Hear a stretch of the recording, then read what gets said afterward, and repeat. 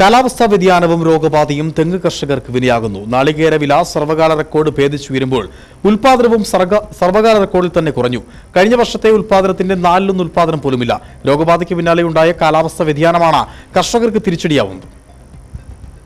ഹൈറേഞ്ചിൽ കാർഷിക വിളകൾക്ക് ഇടവിളയായിട്ടാണ് തെങ്ങ് കൃഷി നടത്തി വരുന്നത്. കഴിഞ്ഞ വർഷം വരെ ന്യായമായ ഉൽപാദനവും ലഭിച്ചിരുന്നു. മണ്ടരിയും വെള്ളീച്ചയും തിരിച്ചടിയായെങ്കിലും കീടനാശിനി പ്രയോഗത്തിൽ ഇവയെ ഫലപ്രദമായി പ്രതിരോധിക്കാൻ കഴിഞ്ഞിരുന്നു. എന്നാൽ കാലാവസ്ഥാ വ്യതിയാനം കീടങ്ങളുടെ ആക്രമണം വ്യാപകമായിരിക്കുകയാണ്. തെങ്ങിന്റെ അപ്രധാന കീടമായിരുന്നു വെള്ളീച്ച. കാലാവസ്ഥാ വ്യതിയാനത്തിന്റെ ഭാഗമായി കേരളത്തിലെ തെങ്ങ് കൃഷിക്ക് വലിയ ഭീഷണിയായി ഇപ്പോൾ വെള്ളീച്ച മാറിക്കൊണ്ടിരിക്കുകയാണ്. ഡിസംബർ ജനുവരി മാസങ്ങളിലെ ചൂടുള്ള പകലും തണുത്ത രാത്രിയും വൃശ്ചികക്കാറ്റും കൂടിയാവുമ്പോൾ ഇത് പടർന്നു പിടിക്കുകയാണ്. കീടത്തിന്റെ ആക്രമണം ഓലകളിലെ ഹരിതകം നഷ്ടമാക്കുകയും തെങ്ങിനെ ക്ഷീണിപ്പിക്കുകയും ചെയ്തു. ഇത് ഉൽപാദനത്തെയും പ്രതികൂലമായി ബാധിച്ചു.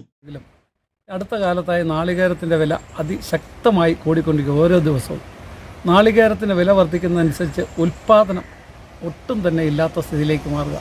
ഹൈറേഞ്ചിലൊക്കെ ആവശ്യത്തിന് നാളികേരം തേങ്ങ ഉണ്ടായിരുന്ന പല കൃഷിയിടങ്ങളിലും ഇപ്പോൾ തേങ്ങ ഒട്ടും തന്നെ ഉൽപാദനമില്ലാത്ത അവസ്ഥയിലെത്തി. ആ തെങ്ങുകളിലൊക്കെ 1-2 തേങ്ങകൾ മാത്രം പിടിക്കുന്ന അവസ്ഥയെത്തി. വെച്ചിങ്ങയെല്ലാം പൊഴിഞ്ഞു പോകുന്ന സ്ഥിതിയെത്തി. ഇതിൻ്റെ എല്ലാം അടിസ്ഥാന കാരണമെന്ന് പറയുന്നത് വളം ചെയ്യാഞ്ഞിട്ടോ അല്ലെ മറ്റു കാര്യങ്ങളോ കൊണ്ടല്ല. ഇതെല്ലാം കാലാവസ്ഥാ വ്യതിയാനത്തിൽ നിന്ന് സംഭവിക്കുന്നതാണെന്ന് തിരിച്ചറിയാൻ നമുക്ക് കഴിയുന്നുമുണ്ട്. കാരണമെന്ന് പറയുന്നത് ഈ ദേഹങ്ങളെല്ലാം കാലോചിതമായ രീതിയിൽ കാലാവസ്ഥയെ പ്രതിരോധിച്ചുകൊണ്ട് വളർന്നു വരുന്ന ഒരു സ്ഥിതിവിശേഷമായിരുന്നു ഉണ്ടായിരുന്നത്. ഇന്നിപ്പോൾ അതെല്ലാം മാറി. അതുകൊണ്ട് തേങ്ങയുടെ ഉൽപ്പാദനം ഗണ്യമായി കുറഞ്ഞിരിക്കുകയാണ്. ഗണ്യമായി 10ഉം 15ഉം 5ഉം 8ഉം 10ഉം തേങ്ങകൾ പിടിച്ചിരുന്ന ഓരോ കുലയിലും 1ഉം 2ഉമായി മാറിയിരിക്കുന്നു.